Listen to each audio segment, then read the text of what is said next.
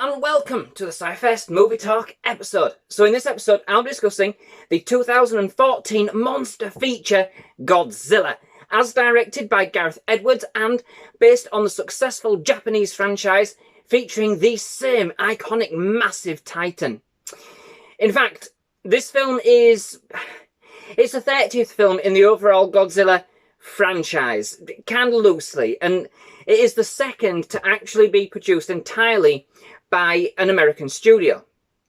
But it actually forms its own reboot series, in fact, not actually connected with any of the previous movies, but is based, I believe, on a number of their characters, the monsters, the mythology, forming, what has become known now as the Legendaries Monarch Monster Verse. So, this film actually forms the beginnings of a series of movies featuring gigantic creatures, titans, if you will, or mutos, as they are known in this movie. That being massive, unidentified terrestrial organisms. This, to be fair, from the very start, is absolutely right up my street.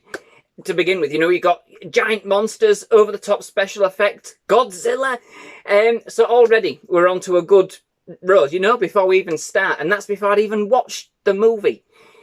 And that's before we get into the film's sequels and the other movies in the Monsterverse, especially with the advent of the latest movie to be released in the series at the time of doing this review. I'm hoping there's going to be more. The 2021 movie, Godzilla vs. Kong. So, before I start, I just wanted to say that this week, if you're watching this in the week, I'll be reviewing all of the movies in the series that I haven't yet reviewed. So, in this episode, as stated, we'll go for the 2014's Godzilla. I will then follow up with a review of the 2017 movie Kong Skull Island, which kind of introduces us to the formidable but faithful giant ape, Kong. And to finish this week, I will be visiting the newest movies in the series, Godzilla vs. Kong. So, truly cannot wait for that. It does promise to be a match of epic proportions. And hopefully even more surprises in store for us. And of course, our two unsuspecting titans. So, fingers crossed. I won't, however, be reviewing the direct sequel to this movie, 2019's Godzilla King of the Monsters, as I have actually reviewed it, this one already. In fact, it was the second review I actually ever did for the channel way back in 2019. So do feel free to catch that review. I will leave a link at the end of this video in case you're interested, and I will also leave one in the video description below. I might not like the way that I presented it back then, but after reviewing what I said, I do think I actually stand by that review. So I won't be redoing it for this kind of mini-series. I still watched it again, as part of it though, on my build-up to Godzilla vs. Kong. So, but anyway, finally, what you've all kind of come for in this one at least, my take on the 2014 monster movie, Godzilla. So yes, this movie introduces us, or reintroduces us if you like, to the titan of all titans, the king of all monsters, if you will, Godzilla, as of course the title suggests.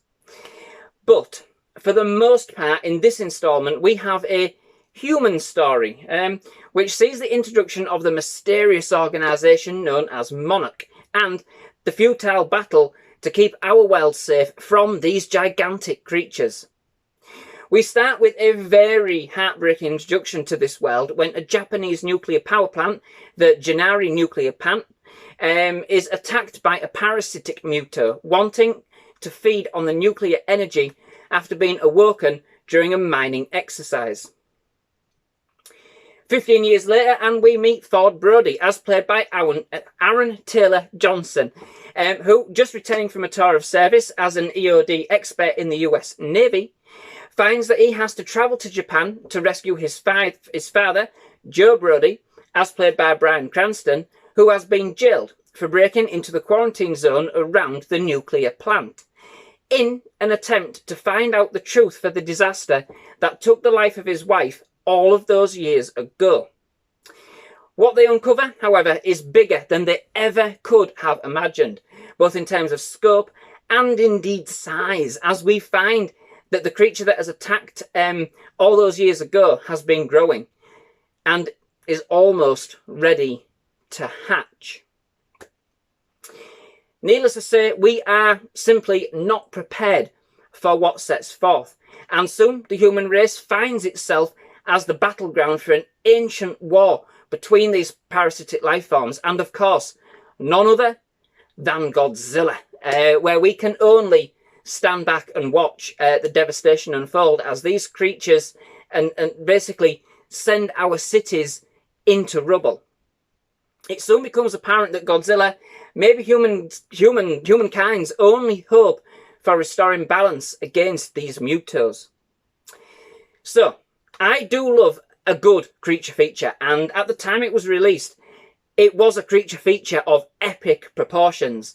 And indeed, to be fair, still is. I would say that I am more of a casual Godzilla fan. I have seen a few of the movies when they've kind of been on TV many years ago, but it's not a series that I've kind of really followed in any kind of depth.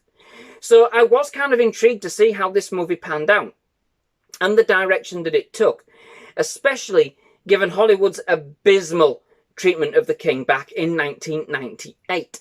Of basically the film of the same name, Godzilla, where basically Godzilla was nothing more than a big lizard. I may not know much about Godzilla, but all told, I do know enough to know that there is far more to him than simply being a gigantic monster.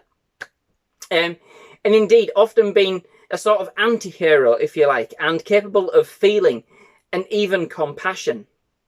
So in that, it was awesome to see that they had done the gigantuan proud with this movie, capturing the heart, the soul, and the essence of Godzilla in a way that the 1998 movie never even tried to do. This may be a disaster movie, but this time around, Godzilla himself is not the focus of that disaster. Although, truth be told, he does actually kill more people in his wake, you know, what with his size and the tsunamis that ensue, than the other Mutos combined, I do believe. It's got quite the kill count. I did like the fact that we didn't have yet another origin story for Godzilla, you know, going down the same old tired route. Instead, bringing us a story which built on the mythology of Godzilla that already existed, but bringing us the creature's backstory in a new and unique way. It gave us enough to kind of introduce the magnificent beast in the most affectionate way they could. Mostly due to the use of Dr. and let's hope I get this right, Dr. Ishiro Sherazara, as played by Ken Watanabe. An expert with Monarch who reinforced Godzilla's standing as not only kind of an apex predator, but also the keeper of balance on Earth. A peacekeeper, if you will. Well, of sorts, shall we say. I did think it was a nice touch that the monsters in this outing weren't actually there to eat us. In fact, they didn't care about us one iota. We were simply like ants to them. We didn't even get in the way. You know, it was by virtue of their sheer size and destructive force, and what that would kind of mean for the world, which kind of forced us to take action, what little action that we could. It does invest in the human story first. It's perhaps not exactly what we signed up for, and I do actually remember kind of sat there the very first time that I watched this, kind of checking my watch and kind of phasing in and out, you know, waiting for those antagonizing minutes to pass until Godzilla actually showed up. Now, in actual fact, upon watching the movie again and again, I have kind of come to the realization that Godzilla does actually show at a fairly reasonable place in the movie. It's not saturated with him in the first half, which upon reflection does give us time to then kind of digest that introduction to the Mutos overall and get kind of ready with that eager anticipation for the big lizard's arrival. But it is also disappointing at the same time that the titular character gets very little screen time overall, to be fair, you know. It is a very much a slow burn kind of thing until Godzilla actually arrives. But I must admit that the intrigue and the monster action does start quicker than I remembered, especially now that I know about Monarch and its overall involvement. And I'm telling you now, boy, you know, it is more than worth waiting for when it comes on to see Godzilla rise from the sea and ultimately take on those Mutos. Godzilla is simply a spectacle, and his design is absolutely, in my opinion, spot on. Totally impressive and totally menacing. You know, the action sequences that we get, when we do get them, are fantastic and absolutely great fun. There are indeed some very, very impressive monster visuals throughout this movie. But I kind of would say that the battles between the Titans, as spectacular as they actually are, they do take somewhat of a bit of a back seat against the human element, in this round at the very least. Sometimes all we kind of get is a sneak peek, which can be quite frustrating, when you know Godzilla's literally only round the corner, but then they just won't let you look. The action can be a little bit fractured in that respect. Now, that would be okay, I suppose. However, if the human characters weren't so two-dimensional, you know? I mean, they get the job done, but in the end, as far as this movie goes, it is littered with the standard disaster movie character tropes and cliches.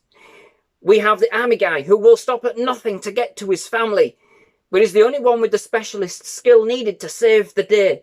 Lots of shots of children staring surprisingly at the monstrosities around them to make us feel sympathetic and add some heart. And don't forget, a fleeing dog. We've got to have one of them. And some standard kids in peril in a school bus. Got to have that too. It is like these elements have been kind of plucked straight from the disaster movie playbook. You know, Jerry Bruckheimer and Ron Lemrick, they would be so proud. But it is, of course, Godzilla we came for in this movie. And I think the film really acts as a teaser in some respects, I think, for his first outing, so that we can kind of all really get to know this version in a lot more depth. And I think, upon reflection, it did end up being fairly balanced for what it was, all things considered. I like the fact that Godzilla is not a nuclear mutation, but more an ancient creature. That adds a little bit more mystery. And an inhabitant of an early Earth. And the fact that we do tease a much larger world underground to explore. There is kind of this whole journey to the centre of the Earth kind of vibe thing that maybe we can have one day. I haven't... Who knows? We may have that in Godzilla vs. Kong. I don't know. They actually gave Godzilla a purpose, a standing, and to some degree a heart. You know, he's not just a stomping menace as per the last Hollywood Gambit back in 1998. Put it this way, this version actually makes you feel and believe in Godzilla. You know, there's lots more to Godzilla than we first think. And this time around, he is a hero of sorts, and not just a giant menace. So, overall, I would suggest that this is a pretty decent Godzilla movie overall. So, okay, we don't get too much of the titular character on screen, which is a shame. But it does serve as a decent introduction for those kind of unfamiliar with the lovable lizard, or those like me who know a little bit but want to know more, you know? We're not kind of saturated with that information all at once, which I think, in the end, it is a nice touch. I do like the mix of locations from Japan to America. It does actually feel like a mix of a more classic Godzilla with, of course, a more contemporary Hollywood twist. And the devastation in this movie is epic. The effect and the backdrops for some of the cities the Titans destroy is excellent in its detail, and heartbreaking when you see some of those monuments. But the battles, you know, they're certainly more than worth waiting for, even if at times they do feel a little fractured and somewhat of a backdrop for the human element, which can be cliched at times, to be fair, you know? But yeah, it is absolutely great fun and totally enthralling. I can't say whether or not it's the best Godzilla film out there. I will have to catch up with some of the classics to make that determination. But I do feel that it was a worthy attempt by a Hollywood studio to bring us a fresh take on the lore and the mythology of the giant, whilst also remaining faithful to the source material and the Godzilla, and Godzilla overall. So, that brings me to the end of this episode. Many thanks for watching. I do hope you've enjoyed it. If you have, please leave a like. Please do hit that subscribe button for more movie reviews, trailer reactions, and other movie-related content. Absolutely loved having here at SciFirst MovieTalk, and we'd definitely love to have you back.